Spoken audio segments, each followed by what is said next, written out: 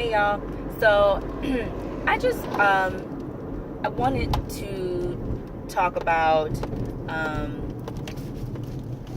not just only looking for God in the deep things, but also looking for God in the little things, in the small things.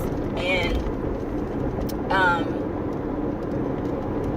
I think a lot of times we only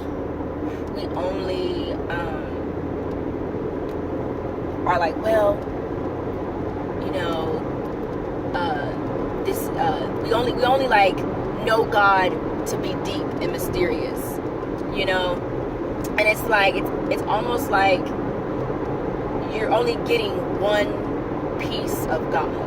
And I don't know about you, but I legit want to know all of God. Now I totally get and I totally understand that even wanting to know all of God, that comes with the process in itself. That comes through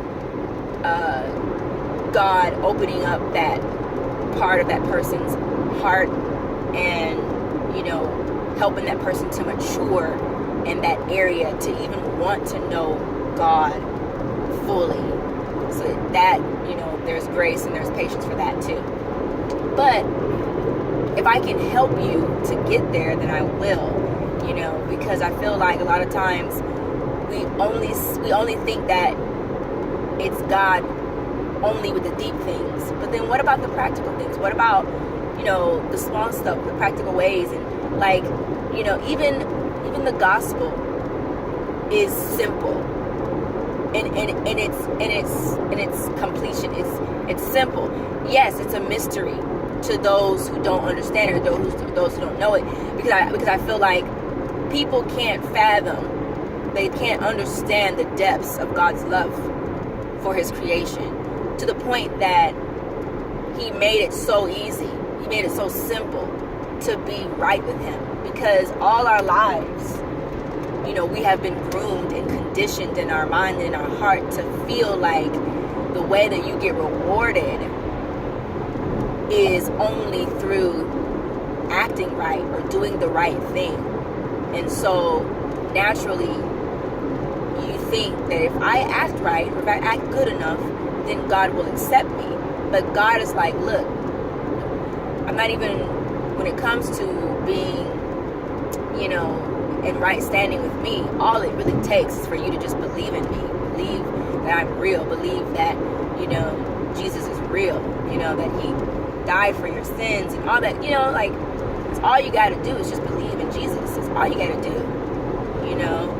And so it's so simple, you know. It's not, oh, I got to make sure I do this, I got to make sure I pray this way. No, it's simply just believe, just have faith. And so I think that there is a beautiful thing in the simplicity of God. Everything doesn't always have to be so deep. You know, it doesn't always take miracles to love God or to know God. Like, I really feel like, and even God has showed me this, like, even God has like, for example, and, you know, you can agree with it or not, but I choose to believe that was God. Like, yesterday, you know, I really wanted something to take the taste from my mouth, because I had some seafood, and I was like, it's getting kind of nasty in here in my mouth. And so I was like, what can I eat? What candy can I eat? Or whatever. And what popped in my head was raisins, you know, chocolate covered raisins. And I really believe that was God telling me, like, get some raisins, that will help your taste buds or whatever. You know, and like, I feel like God is that invested. And I am not going to cry, okay? But God is that invested in having a relationship with you, that he will even be concerned and even want to help you in the little stuff. Like, your taste buds. Like, hey, what can I eat that's going to help my taste buds? That's not necessarily so big as somebody's salvation or going to go save a life or, you know, try to keep somebody from getting hurt. But he even has this desire to just, you know, do just regular things with you, you know. And for me that meant everything. Like it meant a lot, you know. I was like, oh, well, I was like, thank you, God, you know, like that was a good idea, you know. And it meant a lot to me because, you know, God is not just only concerned with one part of your life. He's not just concerned about, oh, you always have to, or him trying to like make sure you do right, make sure you, it's not always like your relationship with God is not always just about trying to change you. It's, you know, from doing bad to good. Like he really desires relationship with you. Like he really desires to have a relationship, you know, like, and so God is relationship driven. It's the whole point why he made creation. Like he desired to have a relationship, you know. Like a lot like when I was growing up, a lot of times I was taught that, or there was this I don't know if it was intentional or whatever, but it was kind of like they painted this picture of God to be somebody that just made us so that we could worship him and that's it. And so I had this view, sorry you guys, y'all can't see me, but I had this view of God as, well, he only made me so I can worship him. You know, I'm just going to be praising my hands. And see, my understanding of worship was, you know, you go to church and you sit in a pew and you raise your hands and then, you know, you just adore this God. And for somebody who doesn't know this God, that doesn't seem so appealing because it's like, that's it. It's kind of like, that's the only reason why you made me is because so I can just worship you. You know, and it's like, I don't even know you. You know what I'm saying? But it's like, now that time has passed and now that I have come to know more of God's heart and know him more, I understand why we will worship him. But still, it's not just about worshiping him. It's really about relationship. That's really what it's about. It's really about, I'm God.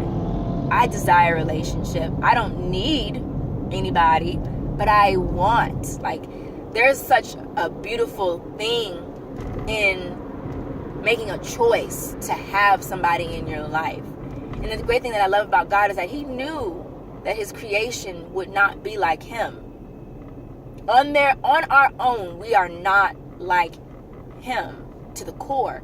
So of course he had to, you know, be that for us.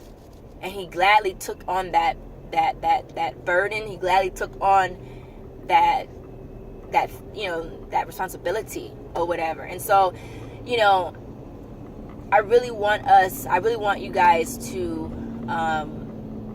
my whole desire in life is really to get people to know their God. You know, and yes, get people saved, you know, but I think greater than salvation is, the next best step is knowing God. Like, and I'm still figuring that out. Like, I'm still figuring that whole, like, is knowing God better than salvation? Like, you know, like, which one? And I don't know everything, but I'm leaning more towards know God, because I feel like if you really know him, then you're already saved. So you know, so it's like salvation is already kind of taken care of by knowing him. You know, and knowing him is like having faith. You know, if you know him, you already got the faith. Boom, you're already saved. You know, but I know some people might want to debate that or whatever. I don't know. But either way, regardless of anything, I just want you guys to know him, know his heart, you know how he feels for you, you know, knows his desires for you, and, you know, learning to enjoy all of him, you know, even in the small things, even in the daily things, you know, noticing those small things that he does, the fact that you woke up today, you know, all those good, you know, all those small things, So but yeah, that does take time. That does take God to like help you to like understand and realize how important and big that is. But that's it, y'all. Okay. I hope if you've listened this long, I thank you, and I hope that touches your heart to want to get to know God in the little stuff, and as well as the big things, just know Him in totality. So I love you guys, and y'all have a good day. Okay.